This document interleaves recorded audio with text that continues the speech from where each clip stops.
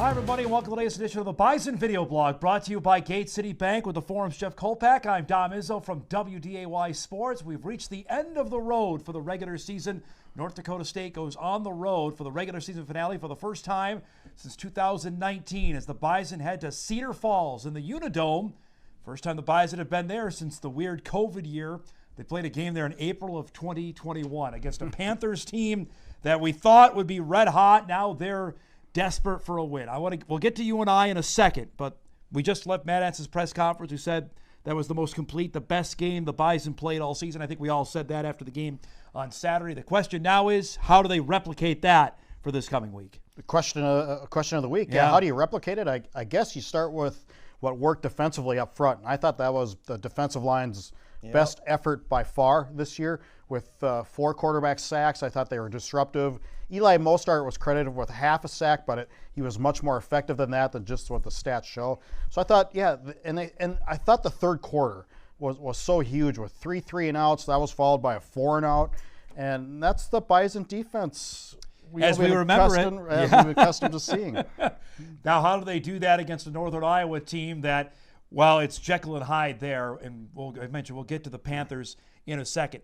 Now, suddenly, Jeff, everything's sitting there for the Bison. We thought, well, it's a lock they're going to be on Thanksgiving weekend if they make the playoffs. I think they're in no matter what happens on Saturday. But if they're able to win this game, they will be in the seed conversation come Sunday morning. Well, they have to be. Yeah. And when you end of the season with a couple big wins, if they win at UNI on Saturday, Southern Illinois came in with some pretty reputable stuff going on, had FBS win to its credit. I know you kind of poo-hooed it, with the Northern Illinois. Well, you're the one always telling me. Still an FBS win. You're the one telling me not every FBS win is created equal. I'm just going off what you tell me I'm here. Just saying, well, yeah, they aren't, but I think in the eyes of the committee, maybe they are in a way. Well, there's so few of them this season, True. So maybe they do value them more. I guess we'll find out come Sunday morning on that. But if you're 8-3 and the way things are shaking out, I think there's a couple losses over the weekend that helped NDSU. Northern Iowa being one of them. Yeah, Northern Iowa, Idaho. We'll see. That was a bad loss against Weber State, although Weber traditionally has been pretty good.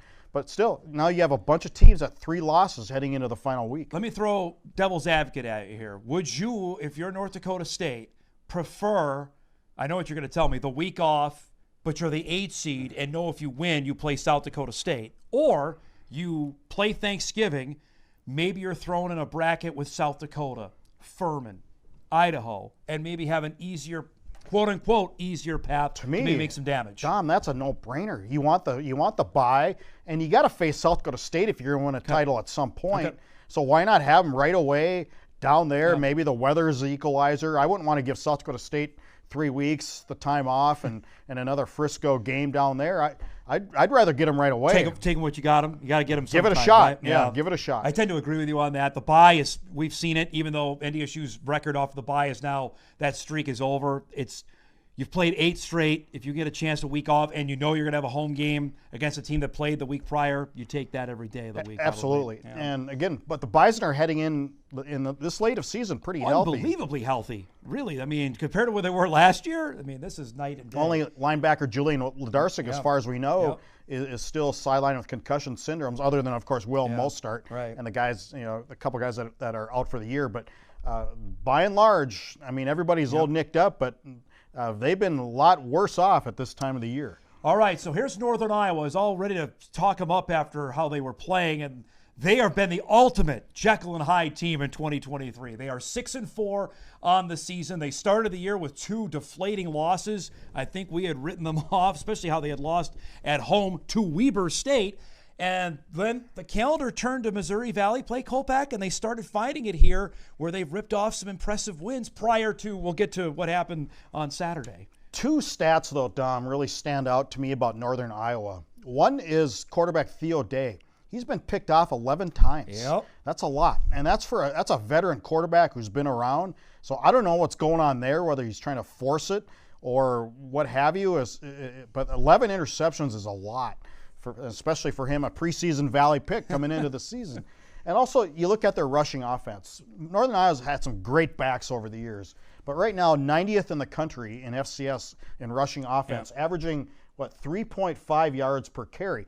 On the flip side, they're giving up 3.1 yards per carry. So their run defense, like Southern Illinois, was really good. So it'll be interesting to see if NDSU tries to do what it did against Southern Illinois and maybe use a little power game that we haven't seen so much this year. This is not the UNI offensive line that has produced back-to-back NFL draft picks in Spencer Brown and Trevor Penning.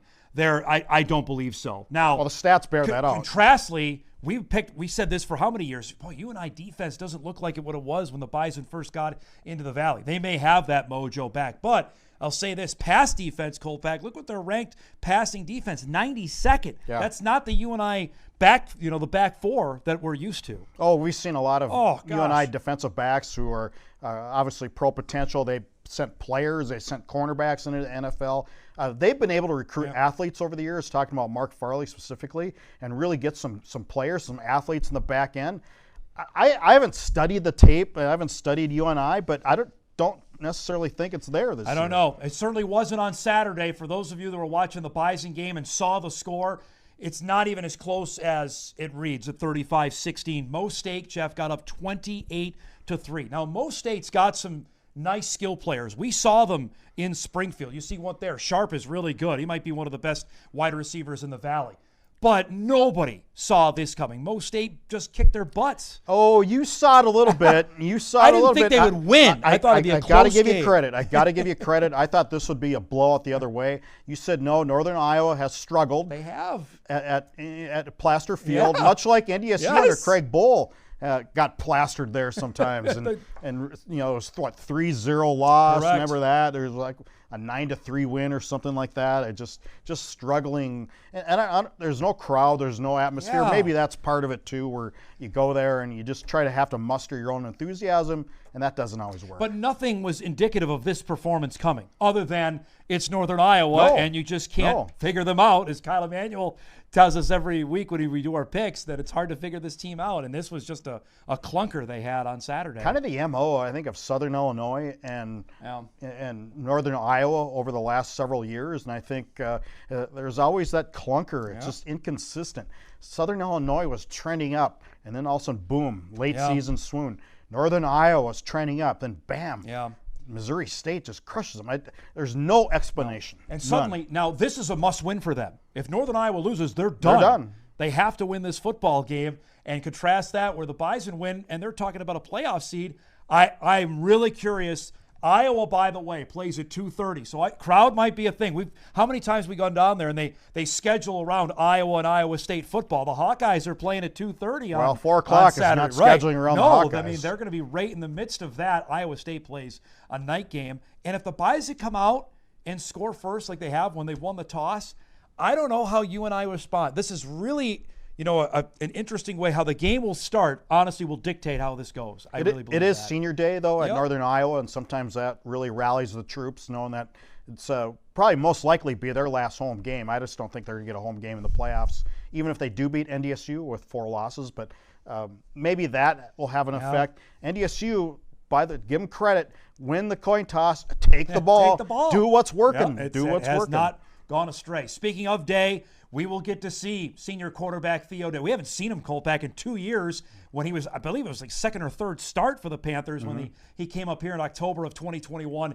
Big dude, 6'5", 230 pounds. You mentioned he's been picked off 11 times. The Bison got to him. They sacked him 5 times. Now, granted, that's a much different Bison defensive line in 2021 that we're going to see on Saturday. He can't move. He's not fleet of foot. If the Bison defensive line can get pressure on him, they could have the same results on Saturday. Almost opposite of Nick Baker, isn't it? I mean, he's a big guy. He's like 6'5", and he's really got a lot of moxie look to him.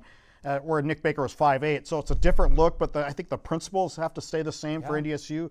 You got to you don't have to worry about him scrambling, but you don't want him to get out of the pocket so much either. He's 11 picks. Bison's that might be an opportunity there to take the ball away. And when NDSU's done that, they've won the football game. And I think we have to give it up to Jaquise Alexander, who's a freshman cornerback, who looks like to me, don't look at the depth chart here. He's the guy. He has taken over as a starting corner. He made a couple nice plays against the Salukis. I think finally we're seeing some young defender come into his own. And Najee Nelson's another one to watch. He had 15 reps in the game. I know at the end he had a pick. That's another one I think nice that pick he can He might play a little bit more. We'll see as the season goes along. Would not surprise me on Saturday if we see him out there more. Well, I think this is a big game for a lot of those Iowa guys and Twin Cities guys. There's a lot of Twin Cities guys on the NDSU roster whose family, and especially the ones from Rosemount and the Southern Metro, you don't have to go very far to watch the Bison play Northern Iowa. All right, so as we head into the final week here, South Dakota State, I believe the Bison are locks in. The game in Grand Forks is a huge one. Illinois State at UND. UND wins, they're in. Illinois State wins. I still think they need some help to get into the playoffs. Youngstown State sitting there. They have a chance to get to 7 wins, but I think they still need Northern Iowa to lose because Youngstown doesn't have the head-to-head on UNI. So I'm going to, you gave me some props, I'll give you some. I think it's 5 now. I was on board with 6. I think the Valley will have 5 names when it's all said and done on Sunday morning. Yeah, I think you're right, too. And I think the Valley just has too many teams with not great resumes either. I mean, Youngstown never got a chance to play North Dakota State in North Dakota. Correct. And just doesn't have a chance, and hasn't registered those big wins. Illinois State's got the worst Division I wins in Valley history. Wow, Lindenwood, Dayton in there, Western Illinois. Yeah, that's the committee. Even if they get what they need, I still think the committee may have a hard time putting them in at 7 and 4. It's just those what combined records. I don't know what it is. Not but, good. It's not good. Your gut feeling, if the Bison win this game, are they seeded come Sunday morning? No, I just don't know. Okay. I think there's too much. There's 2 Valley teams. I'm leaning no. I just don't think you get 3 seeded Valley teams. I'm leaning no on that, even if they do win on Saturday. Going to be fantastic to find out. We'll be with you Saturday morning, 10 a.m. for Bison Game Day. You can see it live on WDAY. Note the start time, 4 o'clock. You got a little bit of time, Kolpack, after that to watch some football, I guess. I'm not sure what our annual bracketology show, Tom, is going to have to be a quick and get out of there one. It will be on Saturday night, of course, the annual FCS bracketology show with Jeff and myself with a Butler Cabin style entrance. I don't know where we're going to find the Butler Cabin in Cedar Falls, but we got a week to figure it out. But you can see the game live on WDAY Saturday at 4 o'clock. A week of coverage coming from Jeff, Mike McFeely, and Eric Peterson. Myself and Logan Campbell have you covered as well on WDAY. We're back with our Bison Media Zone show on Wednesday morning at 10:30. For Jeff Kolpack, I'm Dom Izzo. That's the latest Bison Video Blog brought to you by Gate City Bank.